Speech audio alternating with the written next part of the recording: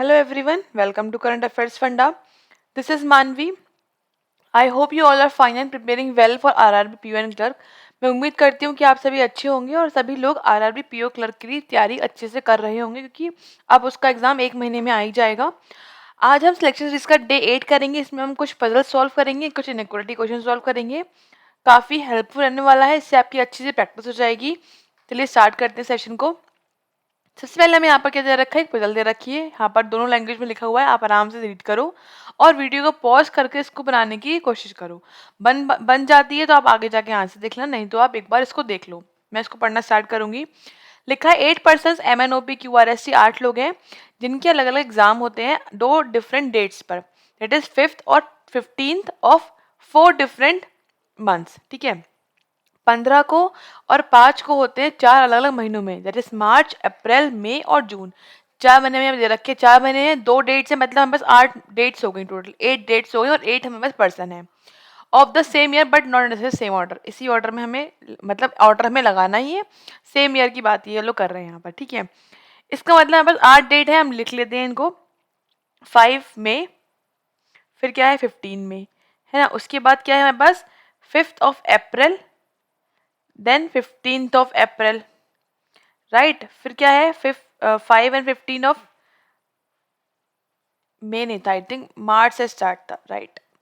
तो first month है वो मार्च था, उसके बाद अप्रैल, देन मई एंड लास्ट में था जून. तो 5 और 15 ऑफ किसका, जून का. तो ऐसे हमें बस 8 ये महीने हो गए, डेट हो गई. ठीक है, फिर क्या लिखा है, M has a exam on prime number date. देखो यहाँ पर पता होना चाहिए प्राइम नंबर डेट क्या होता है. आप चाहो तो हिंदी में पढ़ लो. हिंदी यहाँ पे क्या लिखा है, अभाज्य संख्या को तारीख को होता है एम का एग्जाम.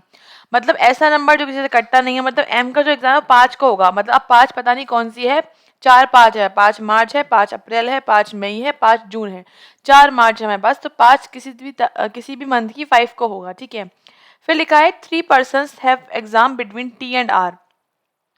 टी और आर के बीच में 3 लोग हैं, पता नहीं आर कहाँ है, टी कहाँ है पता नहीं है, लिख लिया बस. O and P has exam in same month. बोल रहे हैं जो ओ और पी हैं, इन दोनों के जो एग्जाम होते हैं वो सेम मंथ में होते हैं. तो हमने इसको नोट डाउन कर लिया कि इनका एग्जाम सेम मंथ में होना है. 2 persons have exam between M and N. अब ये बोल रहे हैं कि एम का तो 5 को होता है, ठीक है, और एम और एन जो है इनके बीच में 2 लोग आते हैं. Neither N nor R has exam in March and May. बोल रहे हैं ना तो एन का एग्जाम है, ना ही आर का. कहाँ पर, मार्च. मतलब मार्च में यहाँ पर एन नहीं आएगा और यहाँ पर क्या नहीं आएगा, आर नहीं आएगा. ऐसे ही यहाँ पर मई में बोल रहे हैं, मई में ना तो एन आएगा ना ही यहाँ पर क्या आएगा, आर आएगा. ठीक है, फिर बोल रहे हैं S and T have exam in the same month but after N. बोल रहे हैं कि एस और टी जो है उनका जो एग्जाम होता है वो सेम मंथ में होता है एग्जाम, एस और टी का. लेकिन इनका एग्जाम जो होता है वो एन के बाद होता है. ठीक है, जो एस और टी आएंगे दोनों जहाँ पर भी आएंगे वो एन के बाद आएंगे. ठीक है, अब पहले हमको क्या बोला गया कि जो एन है वो मार्च में नहीं है, एन मई में नहीं है.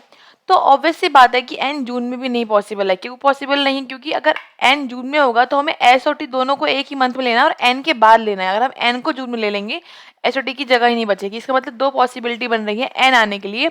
एक पॉसिबिलिटी ये बन रही है कि एन या तो 5 अप्रैल को आएगा या फिर एन 15 अप्रैल को आएगा. बस 2 ही पॉसिबिलिटी यहाँ बन रही हैं. ठीक है, अब इन दोनों में से भी एक ही बचेगी. कैसे बचेगी आपको बताती हूँ. ऐसे बचेगी कि यहाँ पर हमें बताया कि एन और एम की बात बीच में 2 का गैप है. तो ऊपर तो पॉसिबल नहीं है एम को ले पाना. तो अगर हम नीचे लेंगे 1 और 2 की गैप की बात, तो यहाँ पर एन यहाँ पर आएगा. तो यहाँ पर देखो एम कहाँ पर आ रहा है, 15 को आ रहा है. यहाँ क्या बोला गया है कि एम कब आना है, एम आना है 5 को आना है. ठीक है, इसका मतलब ये पॉसिबल नहीं है कि इस जगह पर यहाँ पर ये आ पाए. ठीक है, इसका मतलब यहाँ पर एन पॉसिबल नहीं है आ पाना. तो कहाँ पर आएगा फिर एम, 1 2 एम यहाँ पर आ सकता है और एन यहाँ पर लिखा हुआ हो तो 1 2 एम यहाँ पर आ सकता है 2 के गैप पर, राइट. 2 का गैप ये ऊपर आ गया. इसका मतलब दोनों चीजें हमें कंप्लीट हो गई. अब क्या बोल रहे हैं देखो, अगर हम इस वाली केस में बात करें, एन के बाद जो है एस और टी को आना है, सेम मंथ में आना है, एम के बाद एस और टी को आना है, राइट. तो देखो इसमें अगर हम बात करें सेम मंथ में आना है, इसमें तो एक ही स्पेस बच रहा है एस और टी आने का. एस यहाँ पर आ सकता है और टी यहाँ पर आ सकता है, या फिर टी ऊपर हो एस ऊपर हो, ये पॉसिबल है. एन के बाद में आना है. फिर क्या बोल रहे हैं, टी और आर के बीच में 3 का गैप है. अब टी यहाँ पर लिया, अगर हम टी यहाँ पर लेते तो 1 2 3 आर यहाँ पर आ जाएगा, और टी नीचे लेंगे तो 1 2 3 आर यहाँ पर आ जाएगा। ठीक बात है भाई। लेकिन हमें यहाँ पर ओ और पी भी सेम मंथ में ही लेने हैं। अब देखो, अगर हम फर्स्ट वाले केस की बात करें तो ओ और पी में पॉसिबल नहीं है, जून में पॉसिबल नहीं है, अप्रैल में पॉसिबल नहीं है, तो ओ और पी कहाँ पर आएंगे भाई? ओ और पी दोनों के दोनों जो है वो हमारे फर्स्ट मार्च में ही आ सकते हैं। ओ और पी का जगह हो सकती है चेंज हो। अब उसके बाद देखो, अगर टी मैंने यहाँ लिया तो 1 2 3 आर पॉसिबल नहीं है। टी अगर मैं यहाँ पर लूंगी तब भी 1 2 3 आर तब भी पॉसिबल नहीं है। इसका मतलब ये वाला केस तो रॉन्ग है, मतलब इससे तो हमें आंसर नहीं मिलेगा। आंसर जो है हमें सेकंड वाले केस, मतलब इस वाले केस से ही मिलेगा। ठीक है, अब देखो कहाँ पर मिल सकता है हमको आंसर। अब देखो, ये दो चीजें हम सेट कर चुके हैं, एम पता लग गया और एम और एन पता लग गया। अब एन के बाद हमें एस और टी लेना है। ठीक है, और हमें ऐसे दो यहाँ पर मंथ है, ओ और पी और एस और टी, जहाँ पे दो सेम सेम में आने हैं।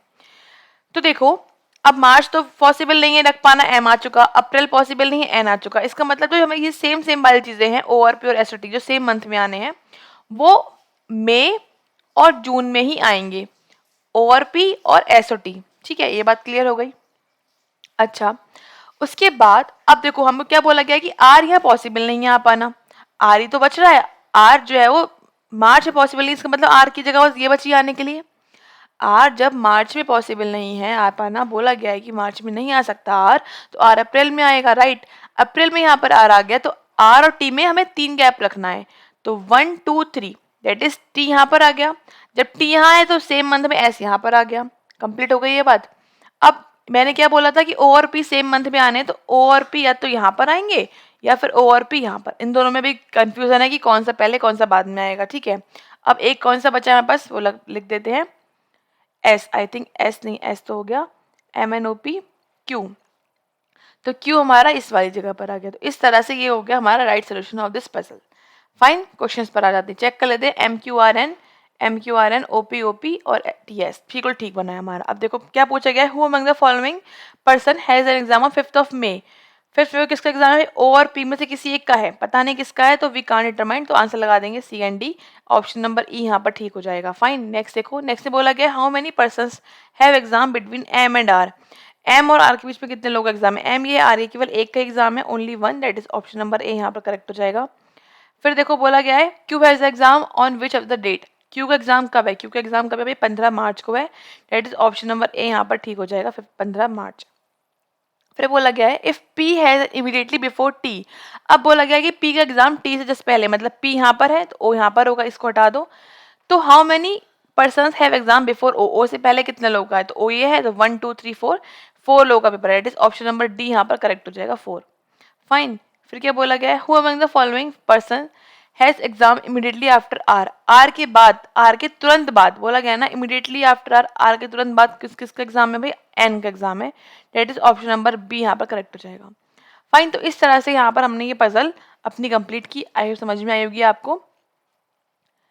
आगे देखते हैं आगे हमें क्या क्वेश्चंस गिवन है। आगे हमें क्वेश्चंस गिवन है the following questions assuming the given statement to be true find the conclusion. यानी कि हमें इनइक्वालिटी दे रखी है। इनइक्वालिटी सॉल्व करना हम पहले भी सीख चुके हैं। अगर आपको उसमें फिर से एक बार उसको देखना है, अगर आपने नई वीडियो नहीं देखी है तो आप इनइक्वालिटी की वीडियो देख सकते हैं। वहाँ पर हमने विदाउट पेन सॉल्व करना सीखा था। इनइक्वालिटी को हम सॉल्व कैसे करते हैं, जो प्री लेवल में आती है वो वाली इनइक्वालिटी, जो मैं आपको बताऊंगी अभी यहाँ पर। हम सबसे पहले क्या देखते हैं, कंक्लूजन। डब्ल्यू को जाना है, एच के यहाँ पे डैश लगा हुआ होना चाहिए, डब्ल्यू के लिखा हुआ है। जब डैश की बात आ गई तो डैश हर किसी में होना चाहिए। डब्ल्यू के लिखा हुआ है, एच के लिखा हुआ है। कनेक्ट कहाँ से कर रहे हैं? ये काफी चीजों से कर रहे हैं, आई थिंक यू से कर रहे हैं। डब्ल्यू से यू आ रहे हैं, यू से, लेकिन आप देखो यहाँ पर कहीं पर भी डैश नहीं है। अगर यू आ भी रहे हैं तो डैश नहीं है, इसका मतलब ये रॉन्ग है, फॉलो ही नहीं करेगा। फिर टी को जाना है एक्स के घर, टी ये लिखा हुआ है भाई और एक्स ये लिखा हुआ है। ठीक है, तो टी से आ रहे हैं यू के यहाँ, यू से आ रहे हैं एक्स के यहाँ। सेकंड वाला फॉलो कर रहा है, it is option number B correct होगा, ओनली सेकंड इज ट्रू। इस तरह से हम बिना पेन उठाए, बिना इसको सॉल्व करे, बस हमने केवल उसको देखा है कि सिंबल्स कहाँ से कहाँ जा रहे हैं, हमने उसको without solving, without using any pen और पेपर हमने उसको सॉल्व कर दिया। तो आप सोचो अगर आप ये ट्रिक सीख जाते हो तो एग्जाम में किसी किसी शिफ्ट में ये 5 मार्क्स की तो आती ही आती है। 5 मार्क्स क्या तो लॉग्स आते हैं या फिर इनइक्वालिटी आती है। तो अगर आप ये समझ जाते हो तो आपके 5 मार्क्स यहाँ से बिल्कुल आपके कंफर्म हो जाएंगे। फाइन, आगे देखते हैं। आगे हमको बोला गया है यहाँ पर कि W को जाना है Z के घर। W ये लिखा हुआ है भाई और Z ये लिखा हुआ है। कनेक्ट कहाँ से कर रहे हैं ये? Q से कर, चलो Q तक आए, ठीक है। Q से कहाँ पर आ रहे हैं? L तक आ रहे हैं और L से कहाँ आ रहे हैं? Z तक आ रहे हैं, बिल्कुल ठीक है। ये फॉलो कर रहा है, फर्स्ट इज फॉलोइंग। सेकंड देखो, सेकंड में बोला गया है V को जाना है L के यहाँ डैश लगा हुआ होना चाहिए। देखो V तो ये लिखा हुआ है और L ये लिखा हुआ है, लेकिन 20 से ऐसे आगे बढ़ रहे हैं, लेकिन यहाँ पे डैश नहीं है। जब डैश की बात आ गई तो डैश सब में होना चाहिए। यहाँ फर्स्ट में है ही नहीं, इसका मतलब ये फॉलो नहीं करेगा। ओनली 1:1:2 तो आंसर हम टिक करेंगे 1, मतलब ए टिक करेंगे। Only first is true. Fine, next देखते हैं। नेक्स्ट फिर से पूछा जा रहा है एन को जाना है, ई के यहाँ डैश लगा हुआ होना चाहिए। एन का लिखा है भाई, ये लिखा हुआ है और ई ये लिखा हुआ है। जब एन से स्टार्ट करेंगे तो कनेक्ट किससे कर रहा है? ये कनेक्ट कर रहा है एन से आए ओ पर, ठीक है। ओ से कनेक्ट नहीं कर रहा है, ओ से आए हैं फिर सी पर, लेकिन ओ से सी आने पर डैश नहीं है, डैश यहाँ पे हट गया है। इसका मतलब ये है कि यहाँ से ये फॉलो ही नहीं करेगा, है ना। ओ से तो कनेक्ट हो नहीं रहा है ये। एन को आना है ई के यहाँ, तो एन से पहले आ रहे हैं कहाँ पर? एन से ओ भी नहीं है, सी भी नहीं आ रहे हैं, ठीक है। उसके बाद आर, अच्छा इस वाले एन से देखो, यहाँ इस वाले एन की नीड नहीं है, इस वाले एन की नीड है। एन से पहले जेड पर आ रहे हैं, सॉरी जे पर आ रहे हैं, जे से आगे आ रहे हैं, लेकिन यहाँ पर डैश है, इसमें देखो डैश है, लेकिन इस वाली जगह पर डैश नहीं है, इसका मतलब ये फॉलो नहीं करेगा। फिर ओ को आना है टी के यहाँ, ओ ये लिखा हुआ है और टी ये लिखा हुआ है। कनेक्ट कहाँ से कर रहे हैं? कनेक्ट कर रहे हैं ये एन से। ओ से पहले एन आ रहे हैं, एन से जे आ रहे हैं और जे से फिर एच टी आ रहे हैं, बिल्कुल ठीक है। Second is true, second follow कर रहा है, सेकंड से फॉलो कर रहा है तो हम ऑप्शन नंबर यहाँ पर बी टिक करेंगे। फाइन, इस तरह से हम इसे सॉल्व करेंगे। नेक्स्ट से बोला जा रहा है एल को आना है एफ के यहाँ पे। देखो एल ये लिखा हुआ है और एफ ये लिखा हुआ है, ठीक है। एल एल पहले आ रहा है हमारा टी के यहाँ, बिल्कुल ठीक है, आ रहा है टी। फिर टी से आ रहा है एफ के यहाँ, बिल्कुल ठीक है। सेकंड फर्स्ट यहाँ पे फॉलो कर रहा है, first is true, first follow कर रहा है। सेकंड देखो के को आना है एफ के यहाँ पर, तो के ये लिखा हुआ है भाई। के से आना स्टार्ट करेंगे तो एन, और फिर कहाँ आना है? एफ के आना है, एफ ये लिखा हुआ है। तो के से पहले आई गया, आई से एफ आया, तो के से पहले आई जा रहा है, बिल्कुल ठीक है। आई से एफ आ रहा है, बिल्कुल ठीक है। और एक जगह पर डैश ना हो तो ही चलेगा, और एक जगह पर डैश नहीं है, बिल्कुल ठीक है। सेकंड वाला भी हमारे यहाँ पर ट्रू है, फर्स्ट और सेकंड दोनों ट्रू हैं, तो यहाँ पर both are true, first and second, तो ई ऑप्शन यहाँ पर टिक कर देंगे। Fine, both first and second are true. Next से बोला गया है भाई ओ को आना है, ओ को जाना है के यहाँ और डैश लगा हुआ होना चाहिए, हर जगह पे होना चाहिए। जब एक बार डैश क्वेश्चन में बोला गया तो हर जगह होना चाहिए। तो ओ ये लिखा हुआ है और के यहाँ पर लिखा हुआ है, तो ओ से बी आ रहे हैं, बी से के आ रहे हैं, बिल्कुल ठीक बात है भाई, फॉलो कर रहा है। सॉरी, सेकंड वाला फॉलो नहीं, फर्स्ट वाले की बात कर रहे थे, फर्स्ट वाला फॉलो कर रहा है। डैश भी है सब जगह, ठीक है।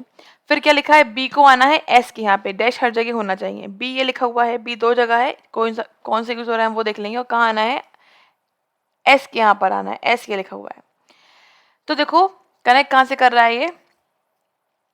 आई थिंक ये आर से कर रहा है, लेकिन जैसे हम इस वाले बी से स्टार्ट करेंगे, ये बी से आ रहा है, आर से एस जा रहा है, लेकिन जैसे हम इस बी से स्टार्ट करेंगे तो यहाँ पे गेट क्लोज है, यहाँ पे गेट ओपन ही नहीं है। इसका मतलब ये फॉलो नहीं करेगा, ये आगे जाएगा ही नहीं, क्रॉस कर दो, मतलब केवल फर्स्ट चीज फॉलो कर रहा है। तो ओनली यहाँ पर ऑप्शन नंबर 1 टिक करेंगे। फर्स्ट ट्रू है तो ऑप्शन ए सही होगा। नेक्स्ट देखते हैं। नेक्स्ट में क्या बोला गया है कि question number 11, if it is possible to make a meaningful word from third, fourth, six and eight letter of the word destruction. इसका हमें डिस्ट्रक्शन से थर्ड लेना है, फोर्थ लेना है, सिक्स लेना है और 7 8 लेना है, मतलब एस टी यू और टी, ये 4 वर्ड लेने हैं और इससे हमें वर्ड बनाना है मीनिंगफुल। देखो ये बहुत ही रिस्की क्वेश्चन होता है, मैं आपको सजेस्ट करूंगी अगर वर्ड बन पा रहा है तो ही आप इस पे जाओ, नहीं बन रहा है तो आप इसको स्किप कर दो। S T U T, I don't think इससे कोई भी ऐसा वर्ड बन पा रहा है। I think no such meaningful word can be form from this letters S T U T. Then I will mark the answer as Y. मैं यहाँ पे वाई आंसर मार्क करूंगी, बी वाला ऑप्शन, क्योंकि मेरे हिसाब से कोई भी नहीं बन रहा है। May be I am wrong, हो सकता है मैं रॉन्ग हूँ, यहाँ पे कुछ बन रहा हो, मुझे नहीं समझ में आ रहा हो, तो यू कैन कमेंट, आप कमेंट करके बता सकते हैं कि मैम ये वाला ऑप्शन यहाँ पर बन रहा था, ठीक है। उसके अलावा नेक्स्ट देखते हैं। नेक्स्ट क्वेश्चन, ये वाला क्वेश्चन तो आपको खुद से सॉल्व करना है होमवर्क असाइनमेंट में, आप इसको सॉल्व करके इसका आंसर बताएंगे कमेंट सेक्शन में कि इसका आंसर क्या है। मैं एक बार क्वेश्चन यहाँ पर रीड कर देती हूँ आपके लिए। इफ एड 1, अगर हम सब डिजिट में 1 ऐड कर देते हैं, क्या ऐड करना है? 1 ऐड करना है इस पूरे डिजिट में। And then arrange the new digits in the descending order. Descending मतलब बड़े से छोटा लगाना है, डिसेंडिंग मतलब बड़े से हमें छोटा लगाना है। जब हम इसे डिसेंडिंग ऑर्डर में लगाते हैं फ्रॉम लेफ्ट हैंड, कहाँ से लगाएंगे? हम लेफ्ट हैंड से लगाएंगे। तो now find what will be the sum of second, fifth, seventh and 11 digit. जब इसे हम अरेंज कर देंगे तो हमें सेकेंड, फिफ्थ, सेवेंथ और 11th इन सारे डिजिट्स का सम करके हमें इनको सम करके बताना है कि आंसर कितना आ रहा है। तो ये क्वेश्चन आपको सॉल्व करना है, काफ़ी इंटरेस्टिंग क्वेश्चन है, काफ़ी इंपॉर्टेंट है, ऐसा क्वेश्चन एग्जाम में पूछा जाता है। तो आप इसे सॉल्व करके इसका आंसर बताइए कमेंट सेक्शन में कि क्या आंसर आएगा। ठीक है, नेक्स्ट क्वेश्चन मूव करते हैं। बोला गया है देयर आर 6 पर्सन, 6 लोग हैं, ABCDEF, 6 लोग हैं, ठीक है, ABCDEF। B is not heavier than only F। जो B इज हैवियर, अच्छा B केवल जो है F से ही भारी है, इसका मतलब B यहाँ पर आएगा, F यहाँ पर आएगा, B केवल F से ही भारी है। ऑर्डर लगाना है हमको। बोल रहे हैं 2 persons are either lighter than E और हैवियर देन E। अब 2 पर्सन ऐसे हैं जो या तो E से बड़े लाइटर है या फिर E से हैवियर है। तो इसका मतलब ये या तो E यहाँ पर है या फिर E यहाँ पर रहेगा, दो जगह। अगर E यहाँ है तो 2 हैवियर हो गए, अगर E यहाँ है तो 2 लाइटर हो गए। ठीक है, तो 2 कंडीशन हो गई E की। फिर बोल रहे हैं D is heavier than A। D जो है वो A से हैवियर है, ठीक है, but not the heaviest one, but heaviest one नहीं है, मतलब ये सबसे ऊपर नहीं आएगा। मतलब D जो है वो A से तो हैवीएस्ट है but not the heavier one. Fine. तो यहाँ पर एक बार देखो क्या लिखा गया है, B is heavier than only F, B केवल F से बड़ा है। 2 person are either lighter than E और हैवियर देन E। 2 पर्सन ऐसे हैं जो या तो E से छोटे हैं या फिर E से हल्के हैं या फिर E से भारी हैं। और फिर क्या बोला गया, मतलब E या तो थर्ड प्लेस पर रहेगा या फिर सेकंड प्लेस पर आएगा। फिर बोल रहे हैं D is heavier than A। D जो है वो A से हैवी है but not the heaviest one, but heaviest one नहीं है। ठीक है, तो यहाँ पर क्या चीजें यहाँ पर हो सकती हैं, देखो अब यहाँ पर E की 2 कंडीशन बन रही है, E या तो यहाँ हो या फिर E यहाँ हो। तो यहाँ पर मेरे हिसाब से 2 कंडीशन ही बनेंगी। कैसे, यहाँ पर 2 पॉसिबिलिटी ही बनेंगी। कैसे बनेंगी, देखो फर्स्ट में मैं मान लेती हूँ ये तो हमारा ठीक ही चल रहा है, B और F तो यहाँ पर ही आएंगे, B और F है ना। तो फर्स्ट कंडीशन में मान के चल रहे हैं कि F जो E है वो या तो 2 से बड़ा ही है, वो या इसमें मान के चल रहे हैं 2 छोटा है। अब D और A यहाँ पर आ गए इसमें, और ये हमारा ब्लैंक हो गया, इसमें D और A यहाँ पर आ गए, और यहाँ पे कौन सा आ जाएगा, A B, यहाँ पर आ गया हमारा C। इस तरह 2 हमारे पॉसिबिलिटियाँ बन रही हैं। अब वो डिपेंड करता है ऑप्शंस पर कि ऑप्शंस हमें क्या दे रखे, सॉरी क्वेश्चन हमें क्या दे रखे हैं। बोला गया है if A is heavier than only 2 person, अगर A केवल 2 लोगों से हैवी है, मतलब सेकंड वाली फॉलो कर रहा है, 2 से है नहीं सॉरी 2 से हैवी है, मतलब फर्स्ट वाला फॉलो कर रहा है। तो फर्स्ट फॉलो कर रहा है तो पूछ रहे हैं E की कंडीशन क्या है, E की पोजीशन क्या है। E कहाँ पर, E second heaviest, no. Heavier than A, हाँ E is heavier than A, ये हमारा बिल्कुल ठीक है। तो यहाँ पर बी ऑप्शन करेक्ट हो जाएगा। फाइन। नेक्स्ट देखो, नेक्स्ट में पूछा गया है who among the following this heaviest. Heaviest यहाँ पर कौन है, देखो चाहे कोई कंडीशन हैवीएस्ट यहाँ पर सी ही है ना, चाहे कंडीशन 1 फॉलो करे या 2 फॉलो करे, हैवीएस्ट यहाँ पर सी ही है। तो ऑप्शन लगा देंगे हम सी, डेट इज ऑप्शन ई। काफी कंफ्यूजिंग क्वेश्चन है ये, इसको ध्यान से करें। एग्जाम में ऐसे क्वेश्चंस आते हैं जो हमें लगता है बहुत इजी हैं, बट ये थोड़े से कंफ्यूजिंग होते हैं क्योंकि यहाँ पर आपकी 2 पॉसिबिलिटी ही बन रही हैं मतलब पजल को सॉल्व करके। आपको डिपेंड ये करता है कि क्वेश्चन क्या पूछा गया, क्वेश्चन पे इसका आंसर डिपेंड करता है कि क्वेश्चन क्या पूछा है। तो पॉसिबिलिटी वहां से हट के एक ही बच रही होगी, तो हम उसको सॉल्व करेंगे फिर। जैसे यहाँ पर अब बोल रहे हैं कि if the weight of B is 45, बोल रहे हैं बी का वेट 45 है तो एफ का कितना हो सकता है। तो बी और एफ से कोई दिक्कत नहीं, बी और एफ बेचारे दोनों फर्स्ट और लास्ट कंडीशन पर हैं। बोल रहे हैं बी का वेट 45 है तो एफ का वेट 45 से कम ही होगा। चेक कर लो, 45 से कम कोई हमें यहाँ दे रखा है, 60 होगा ही नहीं, 48 होगा ही नहीं, 56 होगा ही नहीं, 90 होगा ही नहीं, क्योंकि एफ जो है वो बी से छोटा है। हमको यहाँ बोला गया है कि B is heavier than only F, B F से हैवी है। इसका मतलब आंसर आ जाएगा not D, option number E यहाँ पर करेक्ट हो जाएगा। फाइन, इस तरह से हमें इस क्वेश्चन को सॉल्व करना था। तो यहाँ पर हमारे आज के सेट के 15 क्वेश्चन कंप्लीट होते हैं। उसके अलावा ऐप पर आपको मेंस का क्रैश कोर्स मिलेगा, इसमें 30+ वीडियो सॉल्व की गई हैं, काफ़ी इंपॉर्टेंट है, काफ़ी अच्छी लेवल की है मेंस पॉइंट ऑफ व्यू से। तो आप इसको ऐप पर जाकर जरूर एक बार देखें। ऐप पर आप डाउनलोड कर सकते हैं प्ले स्टोर से, या फिर डिस्क्रिप्शन में आपको उसका लिंक भी मिल जाएगा, वहाँ से भी आप ऐप को डाउनलोड कर सकते हैं। उसके अलावा कोई भी अगर आपको डाउट है, कोई भी रीजनिंग में आपको कोई पजल पूछनी है, तो you can drop a mail to caf.manvi@gmail.com. I will answer all your queries in the video format on this channel. So kindly subscribe this channel also. Fine. Other than this, you can join the Telegram channel to regular update of the videos. यहाँ पर आपको कोई videos की update आपको easily मिल जाएगी, link easily मिल जाएगा। तो you can join the Telegram channel also. And then we will meet in the next video. Thank you everyone and take care.